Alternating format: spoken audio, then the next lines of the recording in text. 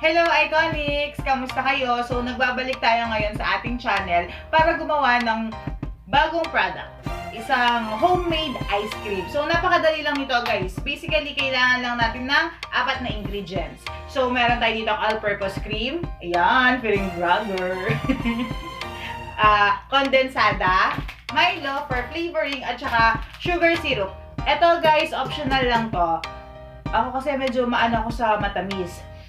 Pwede naman kayong gumawa ng DIY ito guys. So, idadilute nyo lang yung sugar sa lukewarm water. So, without further ado, let's start our video.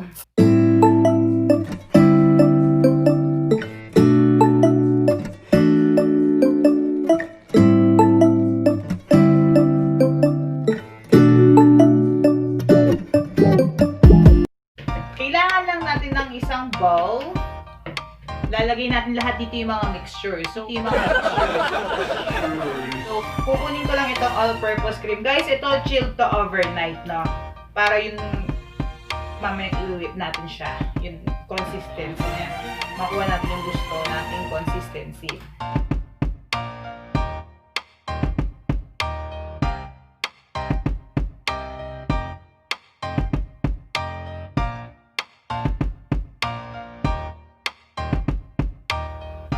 So, ibubuhos lang natin. Ito na yung pangalawa, guys.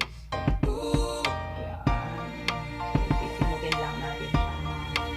So, after nito, guys, i-whip lang natin siya. Meron akong hand mixer dito, pero pwede naman kayong gumamit ng ordinary pang whisk. O kaya pwede rin naman siyang tinidor. Basta matyaga ka lang, no?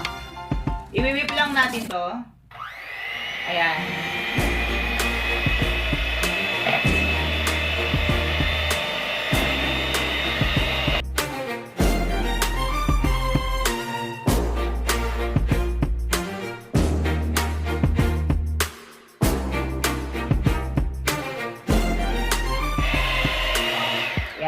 Tapos, dahan-dahan natin ibuhos yung kondensado natin for about 1/4 cup.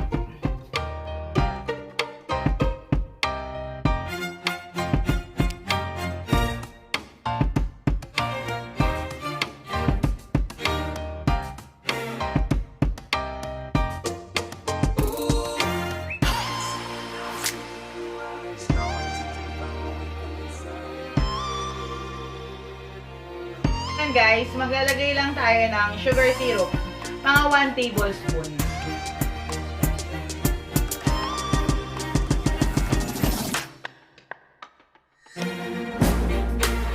And then guys, add lang tayo ng Milo. Firm na Milo ang kailangan natin. 4 sachet ang ilalagay natin dito.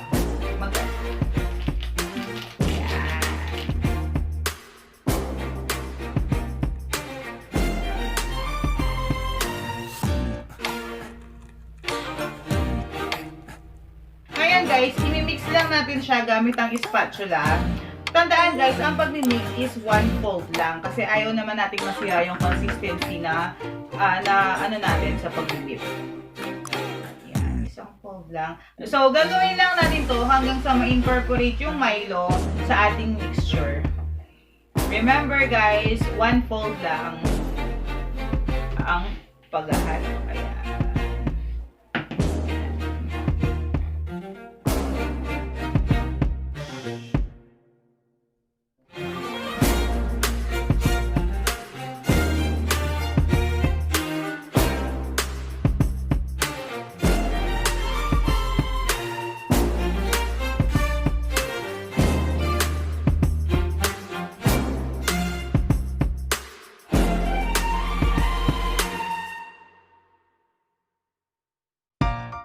So, eto guys, okay na to. Na-mix na natin together yung Milo. Tingnan nyo. Tapos, kukuha lang tayo ng container at dito natin ilalagay yung ating ice cream. Yan. Bubuhos lang natin siya dahan-dahan, slowly.